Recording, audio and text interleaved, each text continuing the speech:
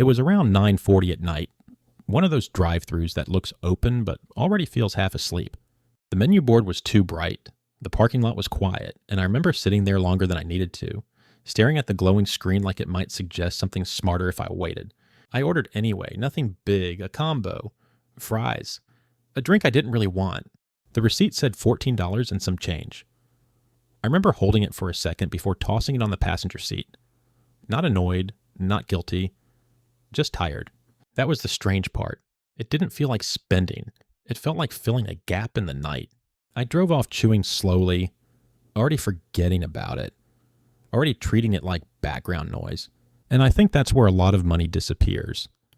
Not in moments that feel wrong, in moments that don't feel like anything at all.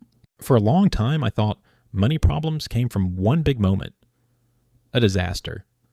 A bad decision you could point to and say, yeah, that was dumb. I liked that idea because it meant I was safe as long as nothing dramatic happened. No flashy mistake, no meltdown. Just normal days. But when I look back, none of my stress came from a single explosion. It came from quiet repetition. Small choices that felt harmless because they didn't ask much of me emotionally. 5 here, 12 there, nothing that triggered alarm bells. I told myself that was maturity, that I wasn't impulsive.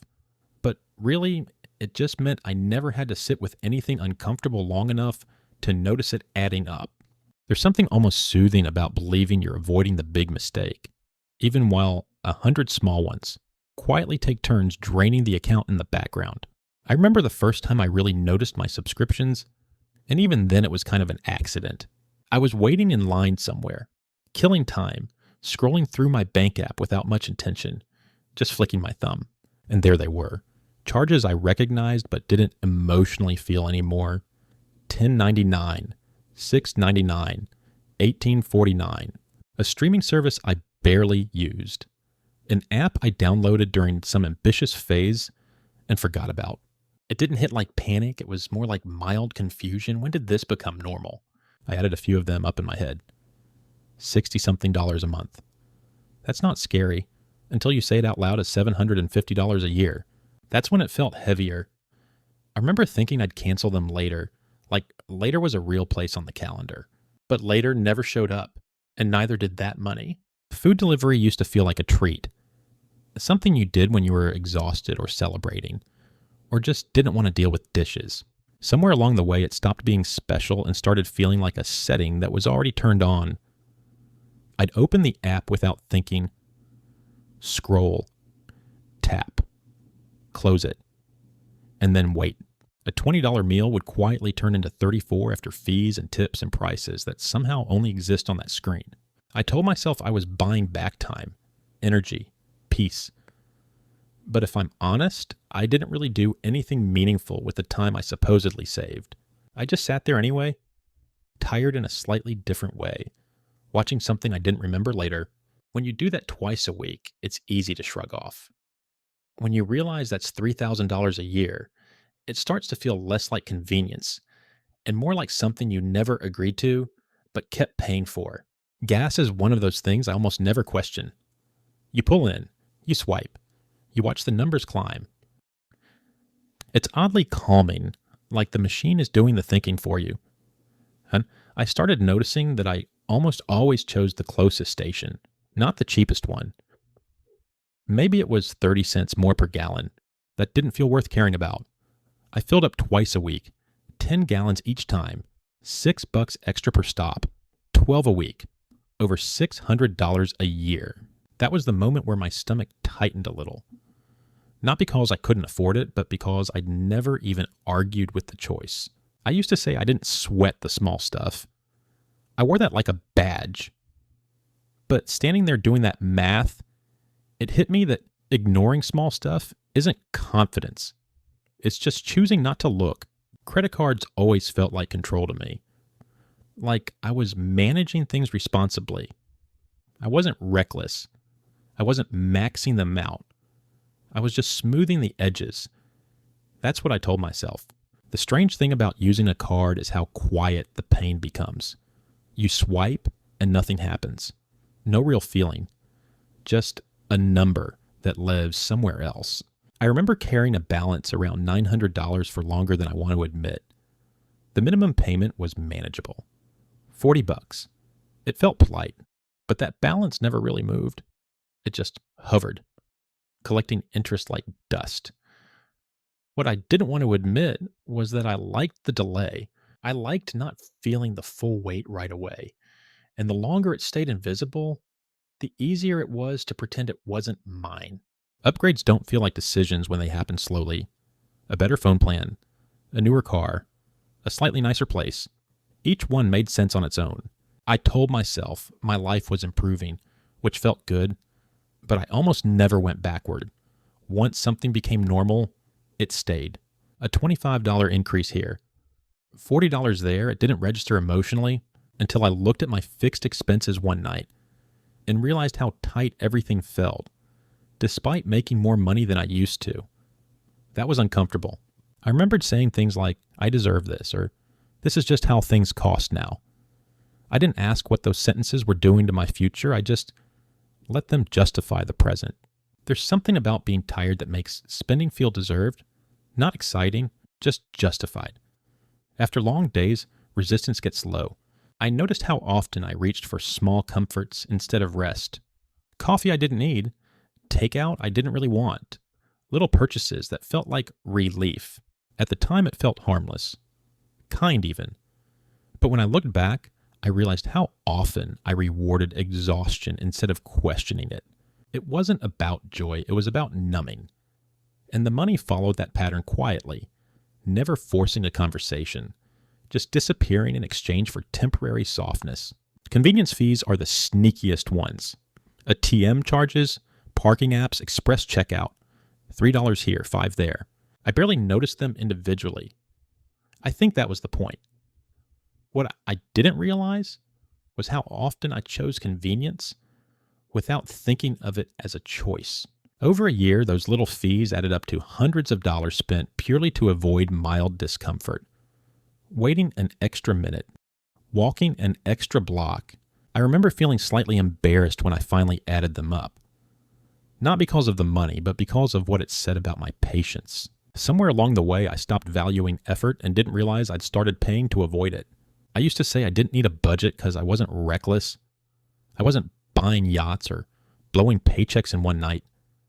Everything felt reasonable. That belief was comforting. It let me feel responsible without actually checking anything. When I finally looked at the totals, there was this quiet sinking feeling. Not panic, just disappointment. I realized I hadn't avoided chaos. I'd avoided awareness. There's a difference. Avoiding chaos feels mature. Avoiding awareness just delays discomfort. And I was very good at delaying it. I used to say I didn't need a budget because I wasn't reckless. I wasn't buying yachts or blowing paychecks in one night. Everything felt reasonable. That belief was comforting. It let me feel responsible without actually checking anything. When I finally looked at the totals, there was this quiet sinking feeling. Not panic, just disappointment. I realized I hadn't avoided chaos. I'd avoided awareness. There's a difference. Avoiding chaos feels mature. Avoiding awareness just delays discomfort. And I was very good at delaying it. Social spending creeps in under the banner of being easygoing. Happy hours, group dinners, casual plans that feel awkward to skip. I noticed how often I said yes without checking in with myself. The bill would come, split evenly, and I'd swipe without thinking. It wasn't that I didn't enjoy seeing people. It was that I rarely asked whether I had the energy or space for it. Over time, those nights added up to more than money. They added to this low-level fatigue I couldn't explain. Looking back, I think I paid for belonging more than experience. And I didn't notice until the cost showed up everywhere else. Auto-renew is a strange concept when you think about it. Things don't ask you again. They just keep going. I realized how many decisions I'd technically made once and then never revisited. Software, services, memberships. They quietly decided they still mattered to me, and I let them. Not because I consciously chose them, but because choosing again felt like effort. When you remove friction, you don't just make things easier. You make them invisible. And invisible is where money disappears fastest. When my income went up a little, I expected relief. That was the story I told myself. More breathing room, less tension. But what actually happened was subtler. Spending rose just enough to meet it. Nicer versions of the same life. Nothing dramatic, no celebration. Just a quiet reset of normal. I remember thinking, is this it? I wasn't worse off, but I wasn't calmer either. That's when it hit me that money doesn't automatically buy peace. It just reveals what you were already doing. Small luxuries have a way of becoming invisible expectations. Better coffee, slightly nicer groceries, upgraded seats. They feel harmless at first, pleasant, but then you try to go without them and feel annoyed. That reaction surprised me. I didn't think of myself as picky, but my patience had shifted. Comfort had rewired what I considered acceptable. When I noticed that irritation, it felt heavier than the cost itself. Like something inside me had changed quietly and money was just the messengers. This is the part I didn't want to look at first. Not one charge, not one habit, but the pattern of avoiding totals. I realized I'd spent years focusing on whether individual choices felt okay instead of asking what they were doing together. Nothing felt wrong enough to stop. And that was the problem. I wasn't protecting my finances. I was protecting my feelings. As long as I didn't add things up, I didn't have to sit with the discomfort of seeing my own patterns clearly. That avoidance cost more than any single habit ever did. When I finally added things up, it didn't feel real. 3,000 here, 2,000 there. Numbers that sounded fake when I said them out loud. I kept checking the math like it might change if I stared at it long enough, but it didn't. That was the money reveal moment for me. Not because the number was shocking, but because it came from nothing I remembered doing. No big purchase, no dramatic story, just quiet drift. Seeing that total felt like realizing you've been leaking time, not just cash. What made it heavier wasn't just the annual number. It was imagining it stretched over time. 5 years. 10. I realized habits don't need interest to compound. They just need consistency. I used to assume future me would handle it, that he'd be more disciplined or more awake or less tired. But future me is just me, a little older, and that realization sat there longer than I expected it to. There was some shame in not noticing sooner. Not the loud kind, the quiet kind that makes you feel slightly foolish. I kept thinking, how did I miss this? But the truth is, nothing was designed to make me notice. Everything was designed to feel smooth, easy, forgettable. When I let myself sit with that, the shame softened. I wasn't stupid. I was human. And that didn't erase the problem, but it made it easier to look at without flinching. Even now, it doesn't feel resolved. Awareness didn't magically fix everything. Some habits are still there. Some months look better than others. There's still that low hum of uncertainty. But it's different now. It's not background noise anymore. It's something I can hear. And sometimes that's uncomfortable. Sometimes it's just quiet. I'm still figuring out what to do with that. I think back to sitting in my car, engine off, lights dim, just listening to the tick of cooling metal. That same quiet space where a lot of these choices happen.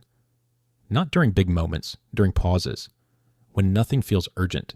Noticing doesn't solve everything, but it changes the silence. And once you hear it, it's hard to go back to pretending nothing's there. I don't really have a clean ending for that thought.